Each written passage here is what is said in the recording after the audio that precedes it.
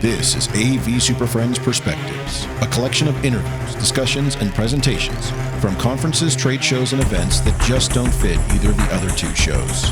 Some are long, some are short, but they'll all have valuable insights, useful information, or just good conversation with thought leaders and subject matter experts. And now, the AV SuperFriends.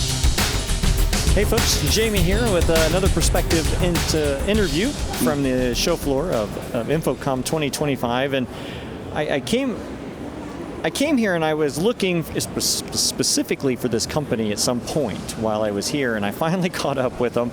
But it's Turtle AV. They've come on with a splash in the last year. Yeah, we launched in January, so yeah. In January, yeah. So it was a big splash. It came out of nowhere. Yeah. So I'm joined now by Eamon Drew from Turtle AV, and you're kind of one of the masterminds here.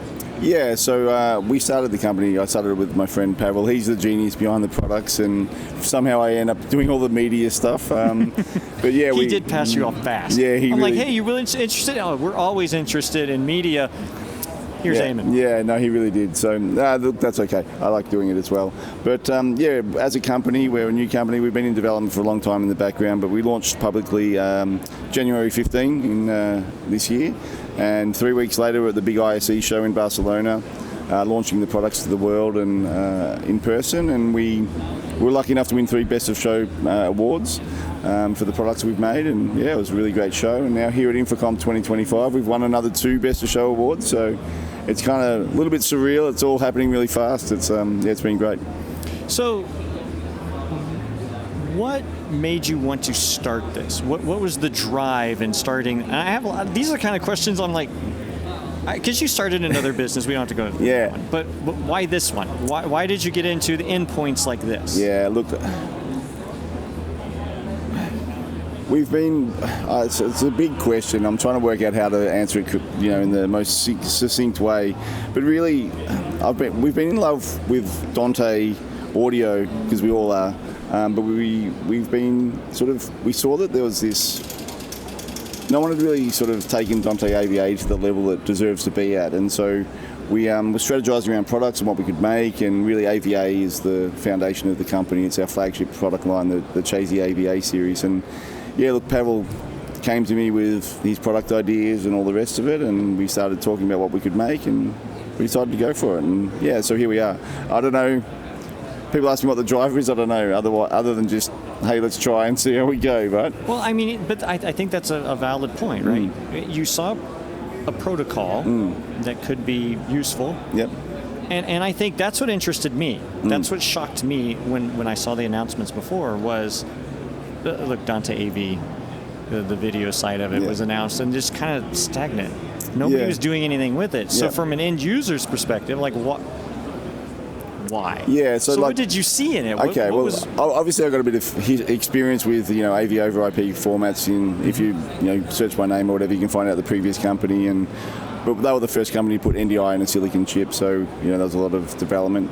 But with AVI, it's sort of like this beautiful Goldilocks format that ticks all the boxes, and it's been hiding in plain sight. Like, it's been out for more than a year now, and it just has massive benefits. There's cost savings for end customers.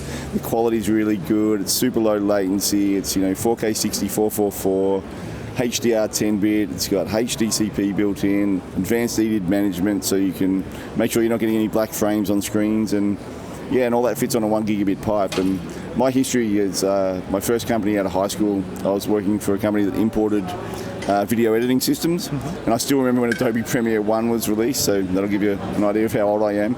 And so I've been looking at video for a long time, and look, honestly, I can't see the difference between the original and the compressed version using AV-A. And then on top of that, it carries like 2 channels of Dante audio. It shows up in Dante Controller, which we all know how to use. So being able to work with AV-A is actually really easy. So it's kind of like this Goldilocks format. And then deeper than that, because on a chip level, Dante AV-A uses an SoC, not an FPGA. It means that the power draw is really low, so we can fit everything on a single PoE cable. There's no there's no heat, so we don't need fans, so we can build fanless endpoints. So putting them behind screens and under tables and in boardrooms and things like that is okay. And then, yeah, because of the low power draw, there's a huge savings on electricity, which I know is a bit boring, but yeah, the total cost of ownership of an AV-A system versus something that runs on FPGA could be, up to $20,000 across 100 endpoints in 5 years. So for people who are looking for a new system over a 5-year, most people look in 5-year chunks. So they'll roll out a new system. If they go AV-A and Turtle, they could save a lot of money just on the electricity as well. So. I also found it very interesting. One of the other things that caught my eye was like you have the controller box. Yes. Where you put controller as a web tell me how, Yeah. What's because I love this idea. Yeah. So this is honestly, this is kind of the foundation of the companies, and that's the kind of the glue that pieces it all together, and that's all my co-partner Pavel's idea. So basically we've built Dante Controller into hardware, which means you can open it up on a web browser from any device on the network. It could be a phone, an iPad, computer.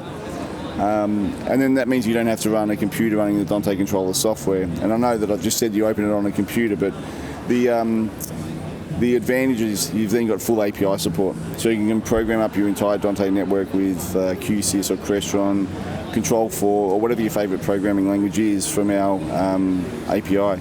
And so we'll work on some plugins for QSys and Crestron over time, but yeah, at the moment you can control it with the API, so you can change all of your routing, you can program up a touch panel and one button routing changes and all that kind of thing, which kind of really wasn't overly easy to do in the past, yeah.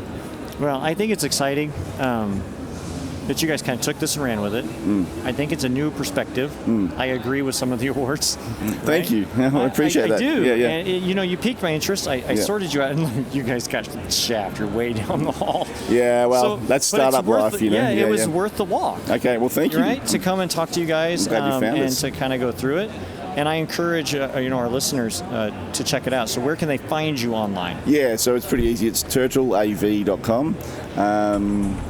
Check us out. All of the product information's up there. If anyone's got any questions, they can ping us an email from the hello@turtleav.com. And we'll get back to you as soon as we possibly can, yeah. Well, thanks for taking a few minutes out of your busy weekend and having this recording, and maybe we can give you another shout out later on. Yeah, stoked to do it. Thank you so much for coming by. Thanks a lot.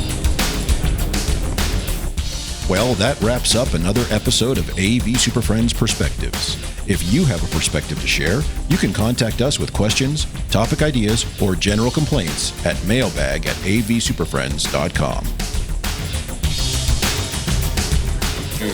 Nice work, everyone. Sharp broadcast. Really good. Everyone on the floor as well.